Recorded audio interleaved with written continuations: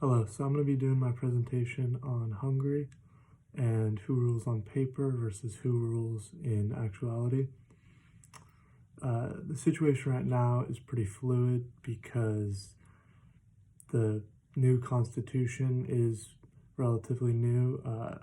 It was passed in late 2011, and a lot of the controversy and sort of the as developments in the situation arise from the fact that new amendments are constantly sort of coming about or have the ability to come about. So that new constitution that came about in 2011, called the Fundamental Law of Hungary, was passed by a 2/3 majority that was held by Fidesz, who is still currently ruling. At the time, it brought about some big controversies because I guess there were two sort of, preceding events. The first is that once Fidesz held that 2/3 majority, they were able to remove a former limitation to amending the Constitution, or to basically drafting a new one, which was a 4/5 majority. So they removed that, they had the necessary 2/3 majority, and they wrote up an entirely new constitution. There are four main points of dissent from the opponents to Fidesz, which are that they essentially excluded political opponents.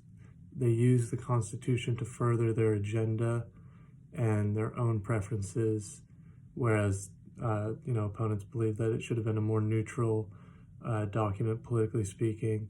The big thing that they did was they restricted the powers of the Constitutional Court, which I'll talk about in a little bit, and just like their overall use of politically charged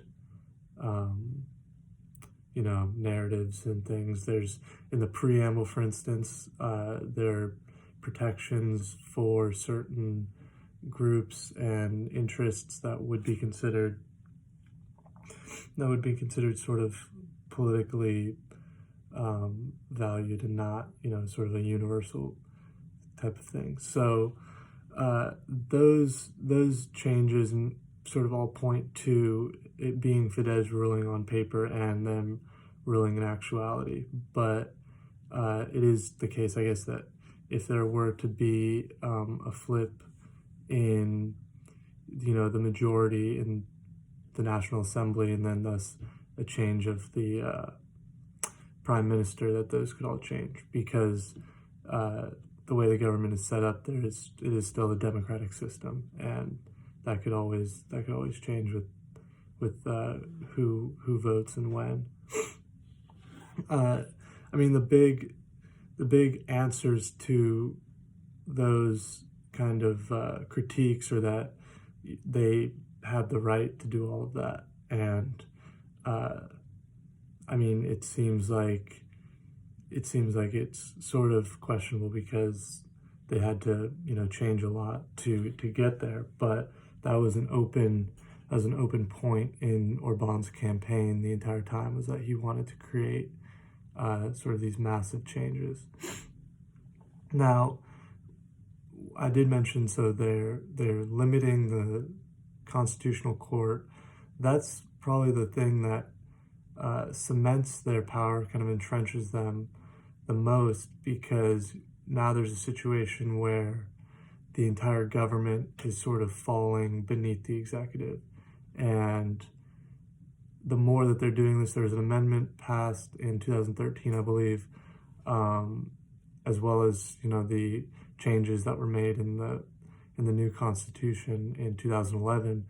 The Constitutional Court is now limited in times of debt to basically a budgeting committee, and then the second amendment that was passed in 2013 makes it so that they can't rule against something that's already been put into the Constitution. So anything new that gets put into the Constitution, they're powerless to rule against or something like that. So now there's the situation where the National Assembly being unicameral and then the court being sort of limited more and more, a lot of this power is going to the executive. So this is a situation where you see that who rules in actuality is shifting more and more towards it being the prime minister. And that's essentially where a lot of the civil unrest or protests and things are coming now, is because that was not something that was supposed to be included in the Constitution, but Orban has basically figured out his own ways around that. So that's all I have for you today.